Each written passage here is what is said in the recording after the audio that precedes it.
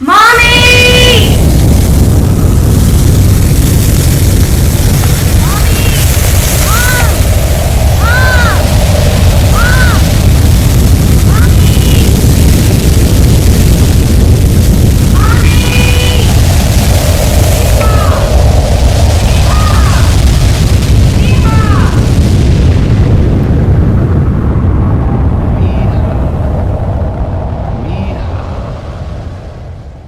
Estrellita.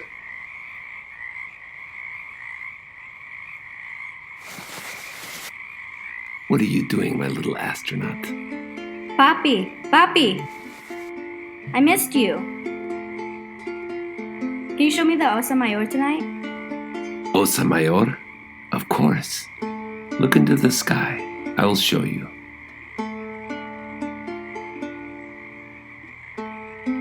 Hola, my name is Estrella. I am 10 years old. Well, 9 3/4 to be exact.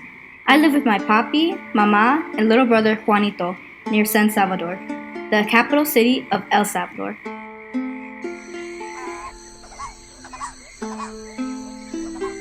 I love hearing the birds in the morning, frogs at night, and the happy laughter of people.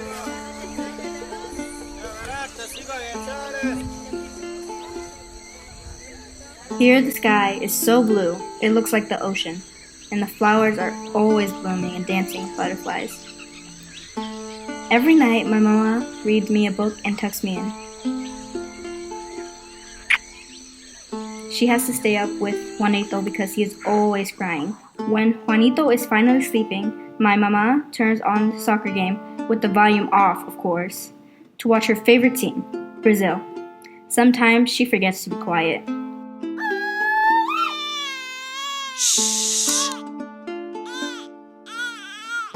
When my papi is working late, I sneak out of bed and wait for him on the roof. At first he got mad and told me I could fall off, but when I told him I was looking at the stars, he smiled and gave me a hug. He started calling our roof the observatory. It became a special time for my papi to teach me the secrets of the universe. My papi was a science teacher. He loved teaching his students about the solar system. But my country was in trouble. Every day and every night there was shooting and killing. The frogs would stop singing. All you could hear was pop, pop, pop. People would go missing and never be heard from again. There were always funerals. Our cemeteries were filling with crosses. It was the gangs. They were everywhere. They ruled the streets. My papi told me that there was a terrible civil war in our country before I was born. He said that America gave money to our government, and the government forces killed thousands of people. Many left El Salvador to escape the war, including his brother, my Uncle Luis. Uncle Luis followed the Osa Mayor north to America. In America, there was many gangs, and the people from my country formed their own gangs to protect themselves. These gangs became more and more violent. Soon the government in America sent the gangs back to El Salvador. They ruined our country. They closed my papi's school. Now he works in the market selling fruit. Even though he is not in a classroom, my papi can still teach children about our sun and the planets. Everyone loves him.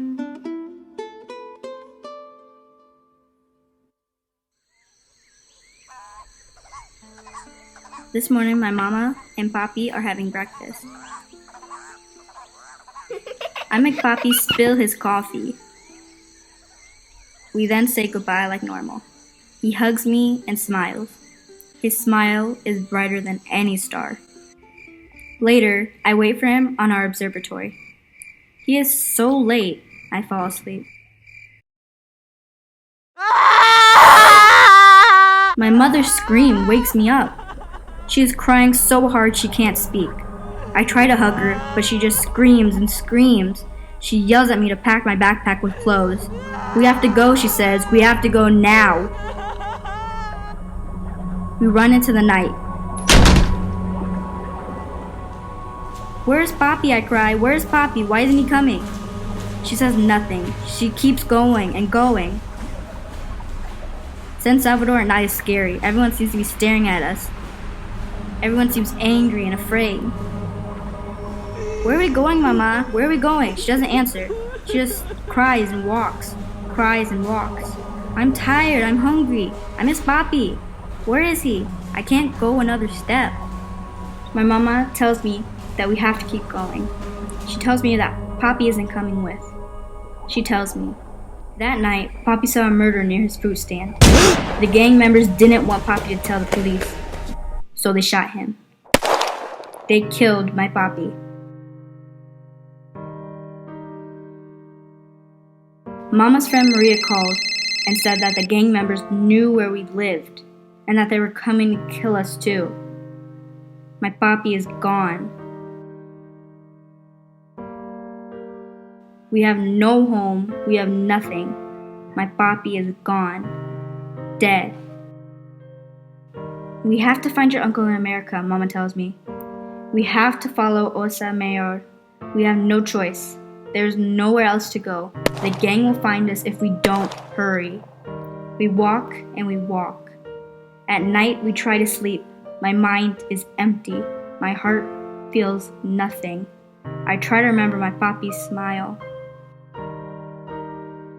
I try to find Osa Mayor. Maybe he is there, up in the stars. But that's only in bedtime stories. He's gone. Today, after walking a long time, we see an old man sitting outside a hut. He has a dog.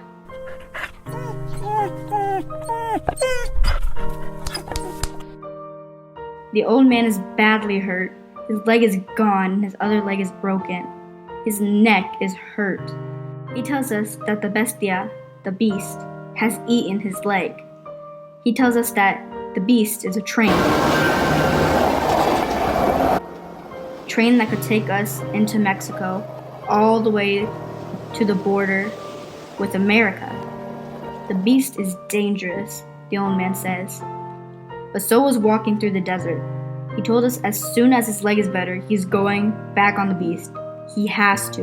The old man tells us how to find the beast. I don't want to say goodbye to his dog. I don't want to ride on the beast. The beast that had eaten the old man's leg.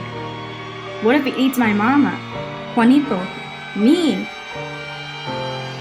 Soon we find the beast. It's old, rusty, and scary. A nice man helps me climb up. We meet the other passengers. They are nice. Like us, they are running from the sadness, violence, and death, hoping for a better life. There is a Torres family from Guatemala. Ricardo and Lucia, they have just gotten married. They lived only an hour from San Salvador. Then there's Darwin and Roberto. They are musicians from north of Guatemala. Darwin plays the guitar and Roberto sings. They sing love songs and they sing silly songs. Their music makes us feel normal for a while. But the beast soon lives up to its name. A man tries to get on the train while it's still moving. His blanket catches in the beast's mouth. It eats him. My mama covers my eyes so I can't see. All I hear is the scream of the metal. No one says anything. We ride through the wind. We ride through the rain. At night, I look up at the stars and pretend I am on our observatory, waiting for my Papi to come home. Maybe this is a nightmare. Maybe I'll wake up. Please let me wake up. More people start riding the beast. It is getting too crowded. My mama is frightened we will roll off during the night. We decide to walk. We walk and walk. One day becomes another. At night, we sleep on the sand and rocks. My mama has stopped talking. When she thinks I am sleeping, she cries. Every night, I try to find Osa Mayor, but the skies are getting cloudy. Today, the wind is blowing sand and sticks in our face. I can't see. I can't find my mama. Mama! Mama! Mama!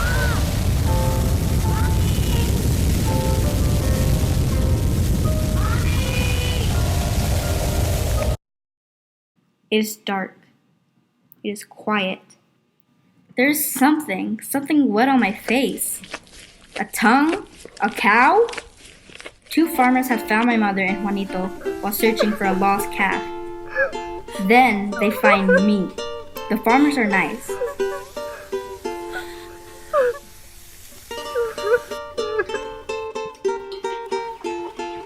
They tell us that we were in a part of Mexico called Chihuahua, like the dog. They let me feed the chickens, they give us food and water. The next morning they take us to a shelter for migrants. I guess that's what we are, migrants. Is that what you call someone who has no papi? Someone who rides beasts and slips on the rocks? I don't want to be a migrant. I want to be Estrella. I want to be an astronaut. Outside the shelter, there's a puppy. Like me, she has no home, no papi. She is alone. But I have nothing to give the poor puppy. I have to leave her hungry. The people at the migrant shelter are kind and speak softly. They gave us warm tortillas and let us use their showers to wash off the desert sand. I save a tortilla for the puppy. On the way out of the shelter, I give the tortilla to the cute puppy. She loves it. I want to stay at the shelter with her, but my mama is too afraid to stop. The gang has members in Mexico too. I heard her telling the priest at the shelter. They are looking for us. We have to keep going and going. After many hours, we stop to rest. I hear something behind me. A man. He has a knife at my throat. He tells my mama to give him the bag with Juanito's medicine. And then... The puppy! The puppy saved us. He chased the robber away. The puppy is now officially part of our family. She is home. I name her Ellen, after my favorite astronaut, Ellen Ochoa, the first Hispanic woman in space. After a week, we finally come to a large, ugly wall. It seems to go on forever. It is scary and spiked with barbed wire everywhere. There are people camping in the mud. My mama tells me they are waiting. Waiting for what? Waiting to get into America, she says. We are here. America. It looks closed. Will they let us in? I ask my mama. I don't know, she says. We are asking for asylum. That means safety. There's nowhere else to go, she says. We have to be patient. We have to trust that Americans are good people. Uncle Luis told your papi that they are, Mama said. We watched the guard at the big fence turn away person after person. They sit in the dirt and stare into the distance. My mama begins to cry.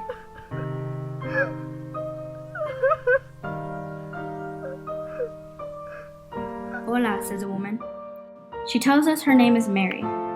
She is a lawyer with Med Global. She wants to help us. My mama tells Mary our story about Papi, about the gangs. She has to keep stopping to cry. I will go with you through the gate, Mary says. My mama gives a paper to the guard. Mary speaks to the man in English. The gate starts to open. We are going in. Wait, the guard grabs Ellen. He's holding her. The gate's closing. No! Ellen, let her in. Let her in. She's part of our family. But the guard doesn't listen. Ellen stays at the gate. It is my fault. Now she has nothing. She will have to starve because of me.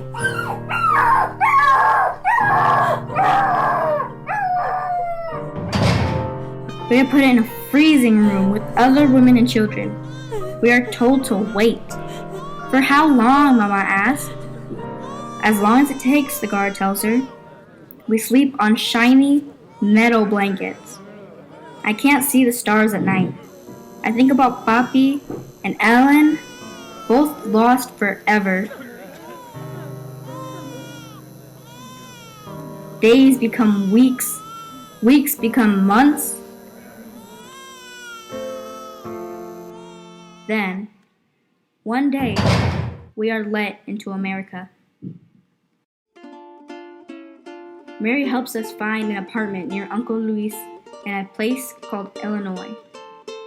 We are finally safe. One day, there's a knock at the door. It's Mary! She brought us flowers for our new apartment. Someone else wants to say hi, she tells me. Ellen! Mary has adopted her and now she's giving Ellen to me. She has saved us both. My new observatory is in our backyard. In the summer, you can hear the frogs singing and the crickets chirping. I look up at Osa Mayor and send Papi kisses. Sometimes I think he can feel them.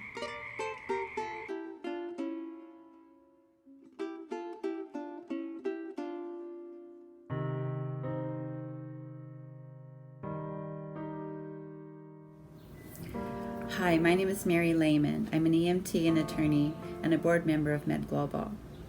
Just like Estrella in this film, I'm one person that's doing what they can to help our brothers and sisters seeking such basic human right as safety and health and respect. People around the world, no matter where they live and where they're coming from, have these basic rights under national and international law. Thank you for watching this film, and thank you to the kids that made this film with such love and empathy. And I encourage you to look in your heart to do what you can do for others. Because really, there are no others. It's all just us.